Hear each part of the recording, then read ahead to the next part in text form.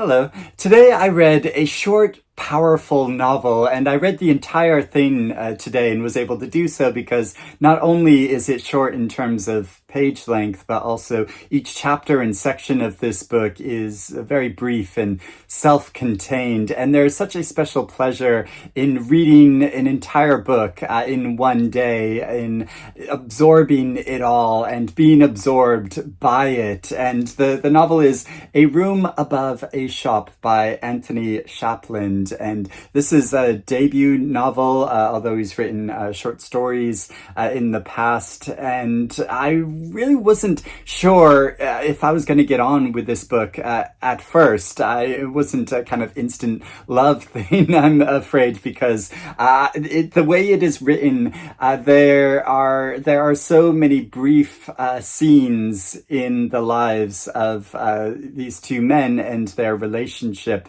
in a small town in Wales in the late 1980s. And there is often very little or no dialogue. It just gives a kind of impressionistic sense of their lives and days and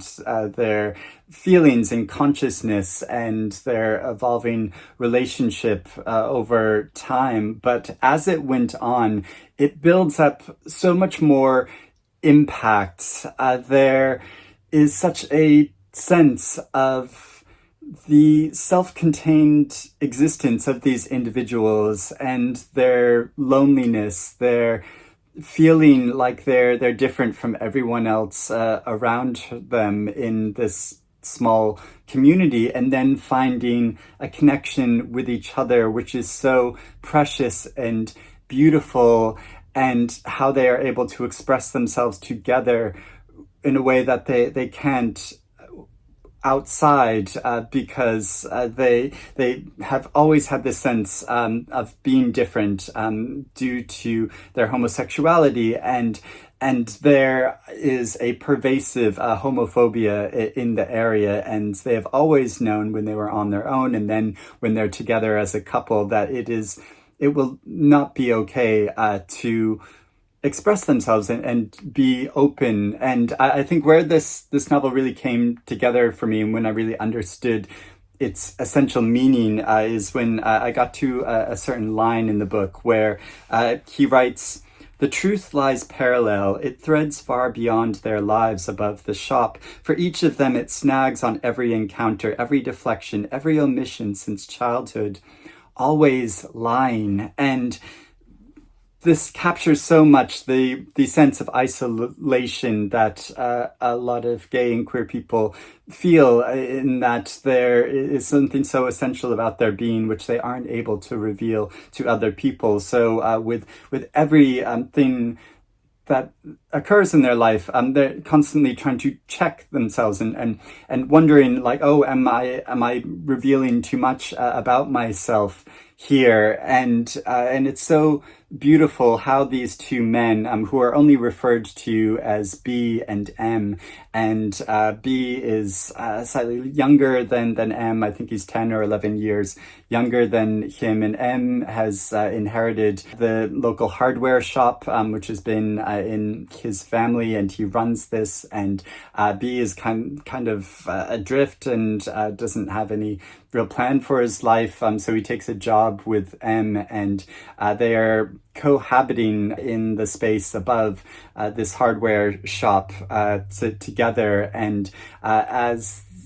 a tender connection forms between them, it grows into a relationship, and because they're known in the local area just as working together as co-workers, it's kind of permitted that they can cohabit in this space, and and to everyone outside, they believe that there's a partition between them in this space above the shop, but really there isn't, and they are together in a very romantic way. And how this novel collects together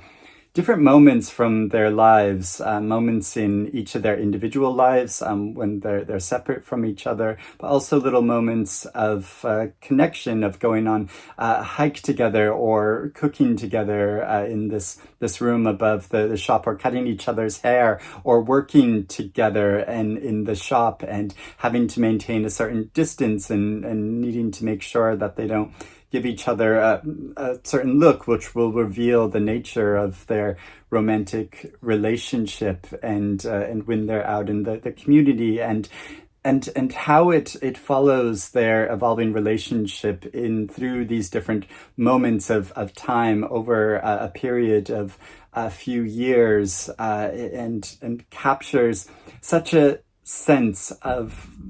the larger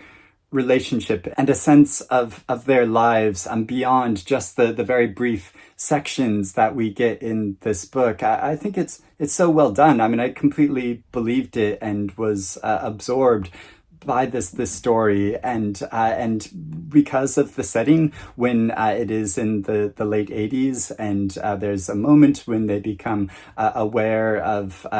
AIDS, and there are warnings in the press of AIDS, and because there is so much misunderstanding at the time, they start to grow fearful that maybe in their sexual relationship that they might become infected, and because there's so much misunderstanding about it, and the panic and fear and increased sense of isolation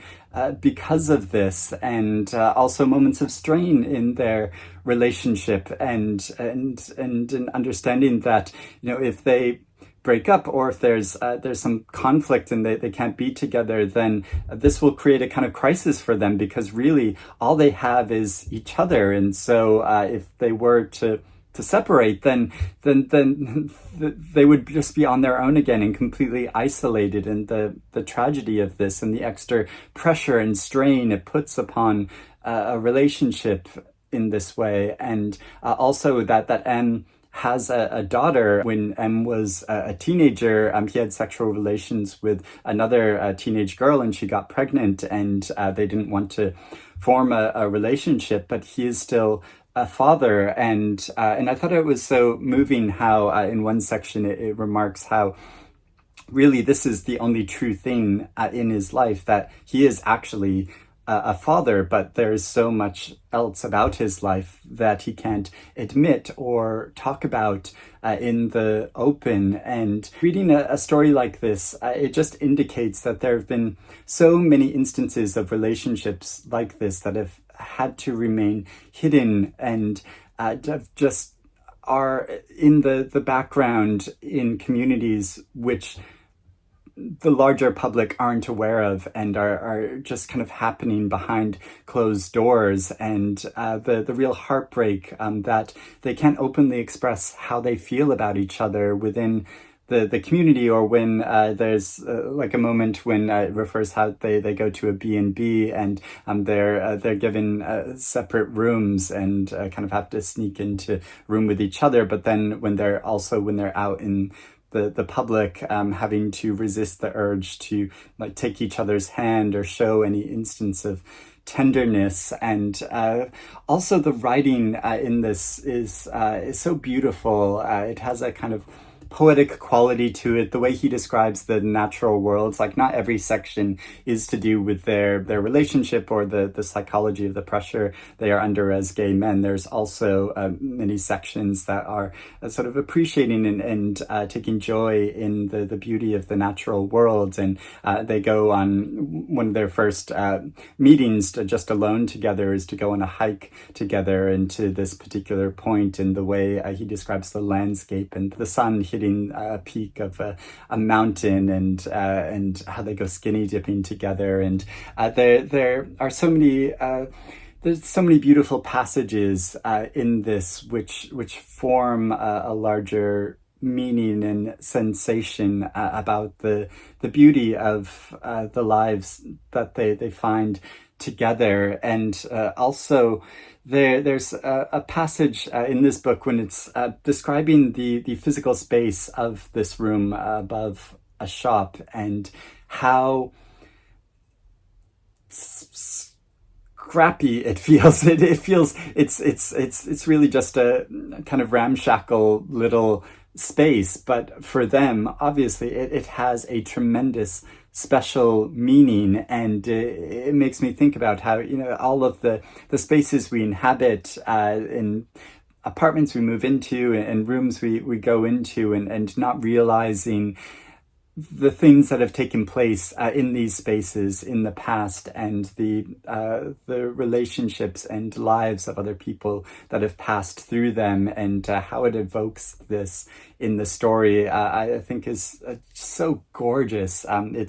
I really ended up falling for this book in a way that at first I wasn't sure if I was going to, but eventually it all just came together for me. And I'm glad, even though I did only just read this over the course of one day, I